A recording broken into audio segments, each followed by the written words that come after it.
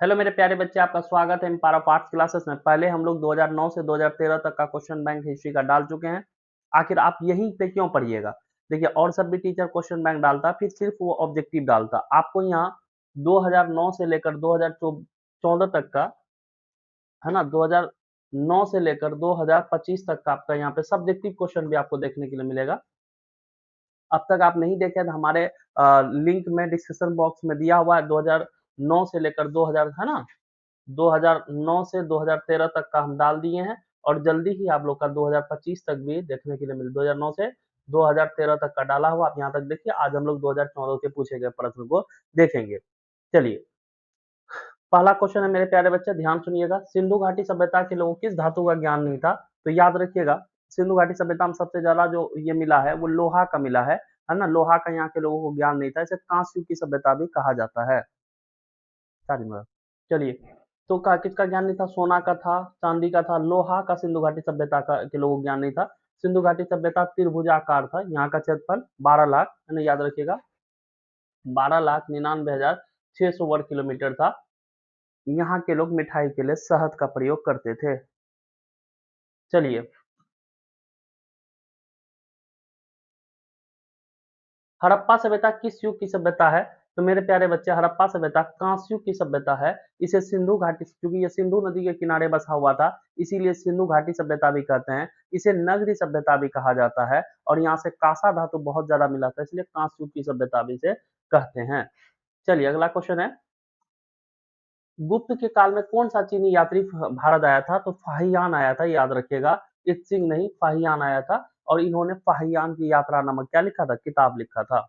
चलिए, अगला प्रश्न है, इंडिका के लेखक कौन है? मेरे प्यारे बच्चे, इंडिका के लेखक कौन है? याद रखिएगा, कौटिल्य नहीं है, मेगास्थनीज नहीं है, याद रखिएगा, वो माफ कीजिएगा, मेगास्थनीज इंडिका के लेखक है अल्ब्रूनी। कौटिल्य ने अर्थशास्त्र लिखा था, अल्ब्रूनी ने किताबुल हिंद लिखा था। और इंडिका के लेखक कौन है? मेगास्थनी। तो सी नंबर बिल्कुल सही हो, बी नंबर बिल्कुल सही हो जाएगा। चलिए, अगला क्वेश्चन है, अशोक किस वंश का राजा था? अशोक किस वंश का राजा था? तो अशोक मौर्य वंश का राजा था, नंद वंश नहीं, मौर्य वंश का राजा था। मौर्य वंश का तीसरा राजा था। अशोक का शासनकाल 273 से लेकर, है ना, 236 ईसा पूर्व तक, 236 ईसा पूर्व तक क्या हुआ था? चला था। चलिए, अगला प्रश्न है मेरे प्यारे बच्चे, ध्यान सुनिएगा। अगला प्रश्न है, पुराणों की संख्या कितनी है? मेरे प्यारे बच्चे, पुराणों की संख्या कितनी है? 16 है, 18 है, 19 है, 20 है। तो पुराणों की संख्या 18 है, वेदों की संख्या 4 है, वेदांत की संख्या 6 है, उपनिषद की संख्या 108 है।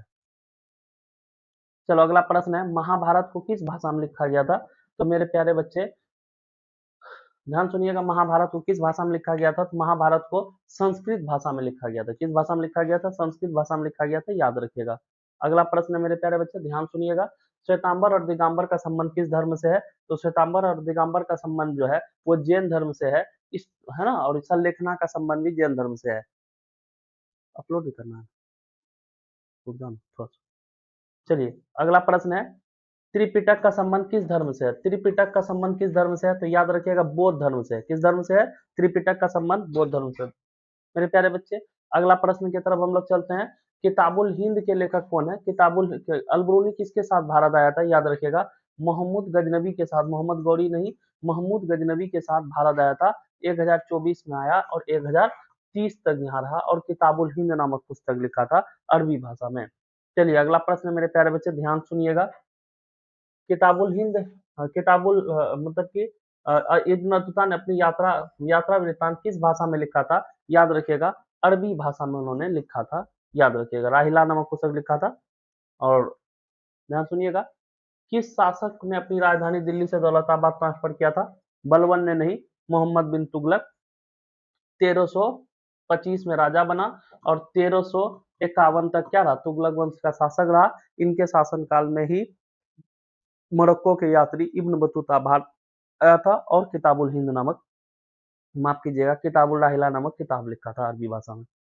अगला क्वेश्चन है, तलमंडी में किस शासक का जन्म, तलमंडी में किसका जन्म हुआ था? तो आप सीधा कबीर का नहीं, गुरु नानक का 1469 ईस्वी को तलमंडी में जन्म हुआ था।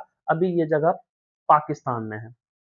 अगला क्वेश्चन है, ध्यान सुनिएगा, रूस में भारत विद्या के जनक कौन है? रूस में जो है ना, भारत विद्या के जनक कौन है?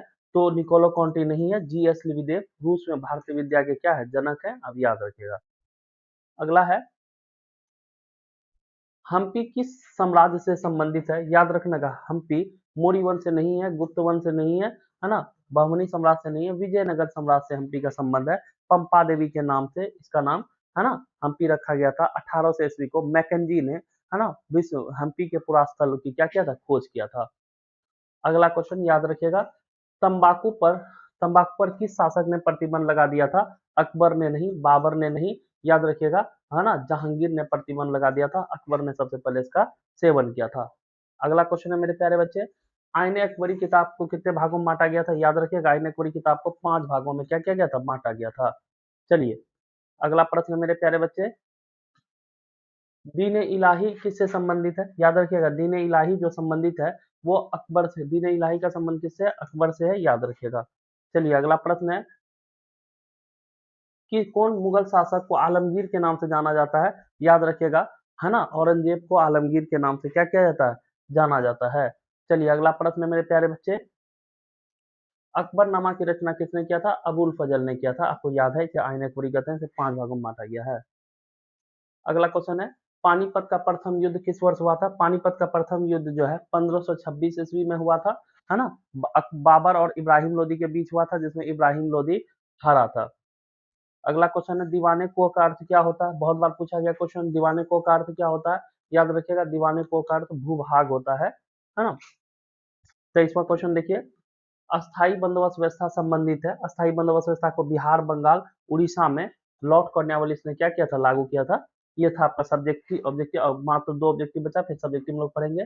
पुर्तगालियों ने गोवा पर अधिकार कब किया? याद रखिएगा, 1510 ईस्वी को पुर्तगालियों ने गोवा पर अधिकार कर लिया था। गोवा भारत का राज्य कब बना? 1987 ईस्वी को बना। अगला क्वेश्चन है, बंगाल विभाजन किस वर्ष? इस बार सेंट्रल एग्जाम में क्वेश्चन पूछा गया था। बंगाल विभाजन की घोषणा कब हुआ? 1905 में। कब हुआ था मेरे प्यारे बच्चे? बंगाल विभाजन की घोषणा 1905 में हुआ था, याद रखिएगा। अशोक के धम्म, पहला सब्जेक्टिव क्वेश्चन है, अशोक के धम्म से आप क्या समझते हैं? मेरे प्यारे बच्चे ध्यान से सुनिएगा, अशोक के धम्म से आप क्या समझते हैं? अशोक ने प्रजा के नैतिक उत्थान के लिए जो कार्य किया, उसे ही हम धर्म कहते हैं। अशोक स्वयं से प्रश्न करता है, धर्म क्या है? स्वयं उत्तर देता है, धर्म दया है, धर्म कृपा है, धर्म दान है। क्वेश्चन आएगा, अशोक के धर्म से आप क्या समझते हैं? लिखिएगा, अशोक ने प्रजा के भलाई के लिए जो काम किया उसे धर्म कहते हैं। अशोक स्वयं से प्रश्न करता था, धर्म क्या है? स्वयं उत्तर देता है, धर्म दया है, धर्म कृपा है, धर्म दान है। अगला प्रश्न है मेरे प्यारे बच्चे, क्वेश्चन है, सिंधु घाटी सभ्यता में नगर नियोजन का वर्णन करें। अगर क्यों नगर कहेंगे तो सिंधु सभ्यता का नगर का निम्नलिखित कारण है, वहां का नाला, स्नानागार, अन्नानागार, भवन, इन सभी चीजों को हम देखें तो आज जिस तरह से हम लोग का आधुनिक समय में जो नगर होता है, ये सभी सुविधाएं होती है, आज से लगभग तुम्हारा 4500 साल, 5000 साल पहले हड़प्पा में वहां नाला बना हुआ था, सड़क बना हुआ था, बड़े बड़े भवन बने हुए थे। तो इसको सिर्फ पॉइंट को आपको लिख देना है। चलिए अगला क्वेश्चन है, महावीर स्वामी के कौन कौन से सिद्धांत थे? सिद्धांत के बारे में बताना। महावीर स्वामी के निम्नलिखित सिद्धांत था, क्या तुम लोग जानते ही हो? सदा सत्य बोलना, हिंसा न करना, चोरी न करना, माता पिता की सेवा करना, है ना, संपत्ति न रखना, अपरिग्रह, ये उसके क्या है बोले तो सिद्धांत है। बलवन की उपलब्धि लिखिए, बहुत इंपॉर्टेंट क्वेश्चन है।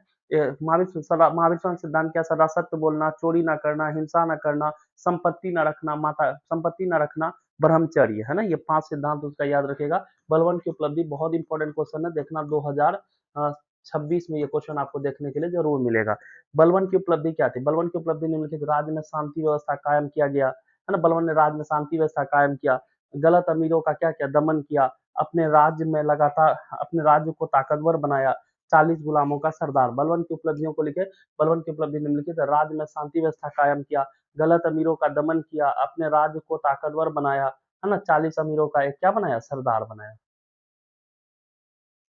अगला क्वेश्चन है, अकबर के धार्मिक नीति को लिखें। अकबर का धार्मिक नीति बहुत उत्तम था। अकबर हिंदू मुसलमानों में भेदभाव नहीं करता था। अकबर हिंदुओं पर लगे हुए जाजिया कर को समाप्त कर दिया था, हिंदुओं के लिए मंदिरों का निर्माण करवाया था, है ना। इस प्रकार हम कह सकते हैं अकबर का धार्मिक नीति बहुत उत्तम था। पूछेगा अकबर का धार्मिक नीति के बारे में लिखिए, अकबर का धार्मिक नीति बहुत उत्तम था। अकबर हिंदू मुसलमानों में भेदभाव नहीं करता था। अकबर हिंदुओं पर लगे हुए जाजिया कर को समाप्त कर दिया था, है ना। हिंदुओं के लिए बहुत सारे मंदिरों का निर्माण कराया था, है ना। इस प्रकार हम कह सकते हैं कि अकबर का धार्मिक नीति बहुत ही उत्तम था। अगला क्वेश्चन है, स्वतंत्रता आंदोलन में महात्मा गांधी की क्या भूमिका थी? ये क्वेश्चन 5 नंबर में भी आता है, 2 नंबर में भी। स्वतंत्रता भारत स्वतंत्रता के आंदोलन में महात्मा गांधी का अहम योगदान था। महात्मा गांधी नहीं रह पाते तो भारत को आजादी नहीं मिल पाती। इनके कार्यों को निम्नलिखित रूप में ये किया गया है। तो स्वतंत्रता आंदोलन में महात्मा गांधी की भूमिका पर प्रकाश। स्वतंत्रता आंदोलन में महात्मा गांधी के अहम योगदान था। महात्मा गांधी नहीं होते शायद भारत को आजादी नहीं मिल पाता। इन्हें भारत को आजादी दिलाने के लिए निम्नलिखित कार्य किया। 1917 से चंपारण सत्याग्रह, 1920 से 1922 असहयोग आंदोलन, 1930 में सविनय अवज्ञा आंदोलन, 1942 ईस्वी में भारत छोड़ो आंदोलन चलाया था। अब लिख दीजिएगा अहम योगदान था, वो नहीं आता तो भारत को आजादी नहीं मिल पाता। चार ठो चंपारण सत्याग्रह, असहयोग आंदोलन, दांडी यात्रा और भारत छोड़ो आंदोलन। डेट लिख लीजिए, अगर 5 नंबर पूछेगा तो इसी को थोड़ा थोड़ा करके डिफाइन कर देना है।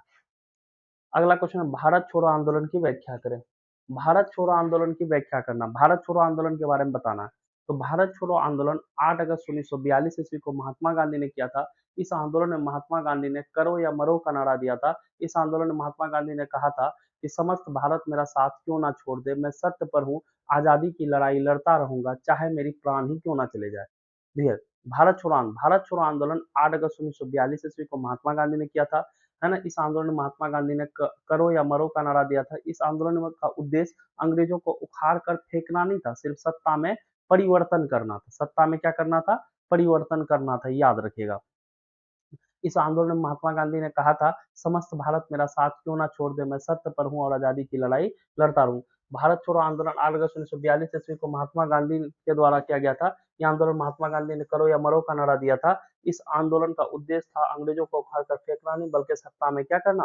परिवर्तन करना, है ना। आंदोलन महात्मा गांधी ने कहा था समस्त भारत मेरा साथ क्यों ना छोड़ दे, मैं सत्य पर हूँ और आजादी की लड़ाई क्या करता रहूंगा? लड़ता रहूंगा। चलिए, कांग्रेस के उग्रवादी नेता का नाम लिखिए जो ये चाहते थे कि हम लड़ के आजादी लेंगे। तो कांग्रेस के उग्रवादी नेता के नाम क्या है? निम्नलिखित हैं। लाला लाजपत राय, विपिंद्र पाल और बाल गंगाधर तिलक। ये सब कांग्रेस के उग्रवादी नेता का नाम। कांग्रेस के उग्रवादी नेता का नाम क्या है?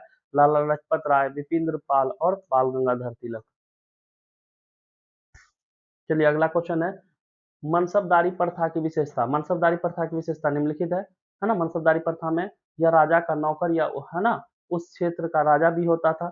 इन राजाओं को सैनिक को घोड़े देने पड़ते थे। मनसबदारी प्रथा में राजकुमारों को 12,000 का मनसबदार बनाया गया था। मनसबदारी प्रथा की शुरुआत किसने किया था? अकबर ने किया था। आप इसको देख ले। मनसबदारी प्रथा की विशेषता निम्नलिखित है।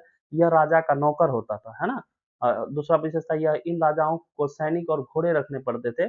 जब भी कभी केंद्र में राजा को जरूरत होता था तो मांग लेता था इनसे घोड़े।